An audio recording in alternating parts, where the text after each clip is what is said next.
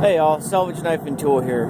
So, next step, making your knife. It's getting ready to heat treat. I have a 2-burner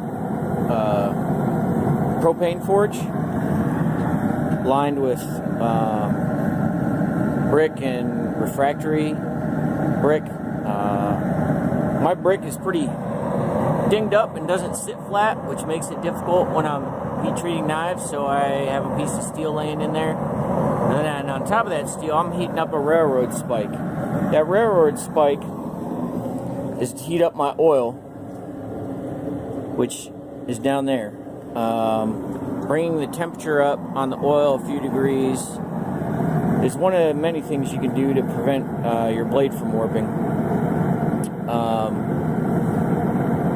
Putting extreme heat stress on the blade when you're grinding it, if you're using power tools, you're going to want to normalize it first, which is you stick it in, you get it lit, let it get red hot, you pull it out, let it cool down until it's black again.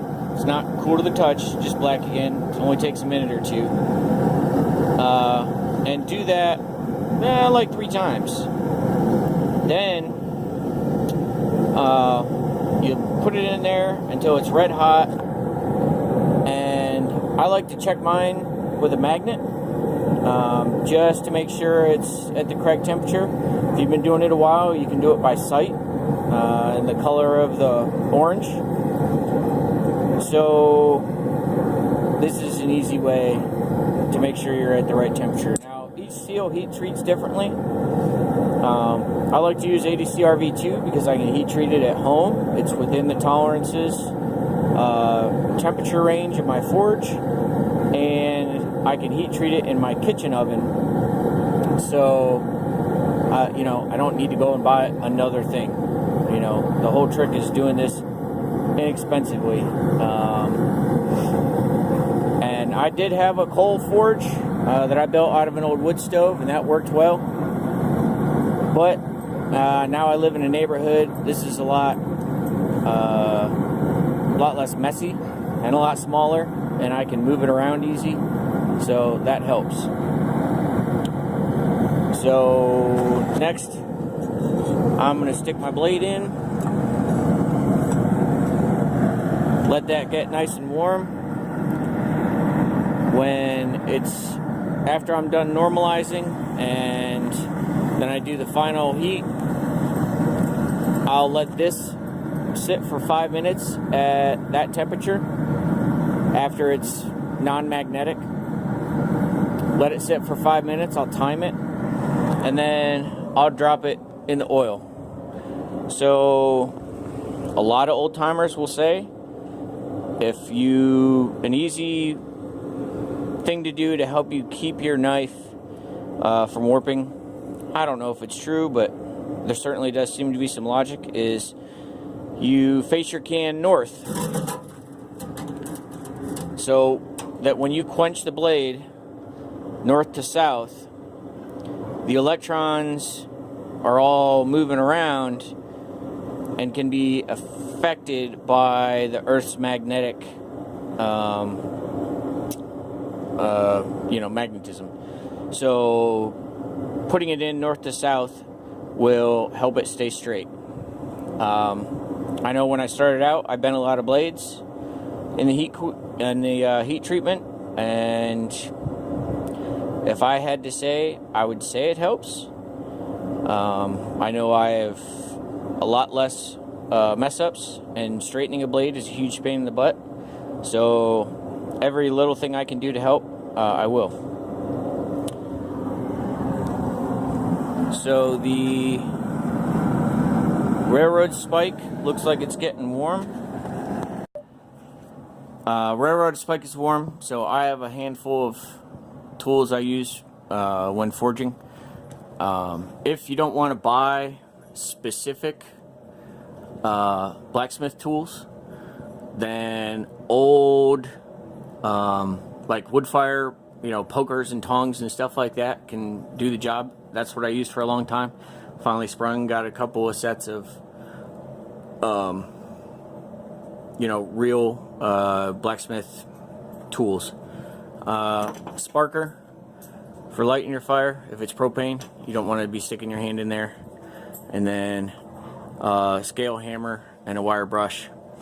I also have a temperature sensor that I use when I'm doing more complicated steel and needs to be in a very specific range. I'll use that, especially when I'm doing stainless. Needs to be at a much higher temperature, and if you don't reach that temperature, then your time is wasted. So that lets me do that, and it's just got a little probe on the end.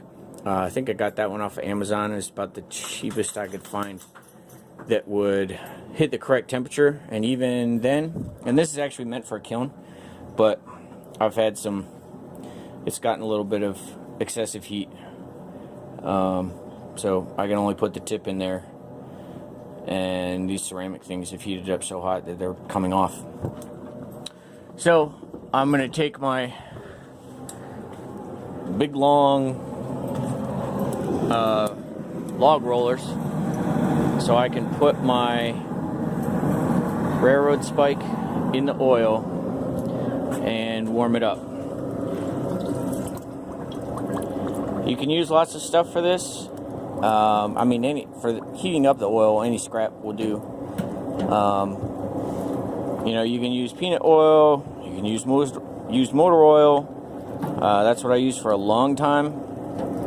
I try to do my quenching in a metal can because I think doing too many knives at a time in a piece of plastic would, you know, melt the plastic, and then I end up with oil everywhere.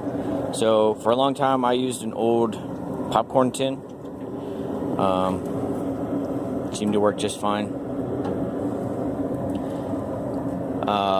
The peanut oil smells better. You use motor oil, you will obviously have problems. You know, the fumes and stuff, you don't want to breathe those. That's pretty bad. So I'd say that's red hot. So I'm gonna start the normalizing, and then you know, we'll go under the quench. So when you're normalizing, you're going to want to move into the shade so you can actually see the color of the steel as it cools down. Because if you're out in the sunlight, it looks completely different, and you can't actually tell how hot it is. So check your color in the shade. So when you're normalizing, the whole purpose is to relax all those, all the stress out of the steel. So you're letting it chill out, and you do that a couple times, so that, because if you heat treat it straight after grinding it, if you're using power tools, which means it's going to get warm, it will warp. And again, that's a huge pain in the butt to try and fix. So a couple extra minutes on the front end will save you a ton of wasted time and heartache on the back end.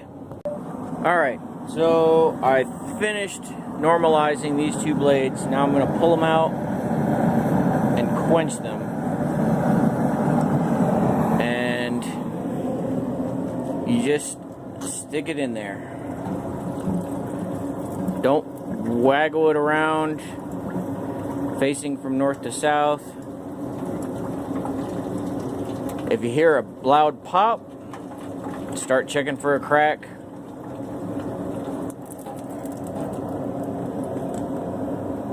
There it is.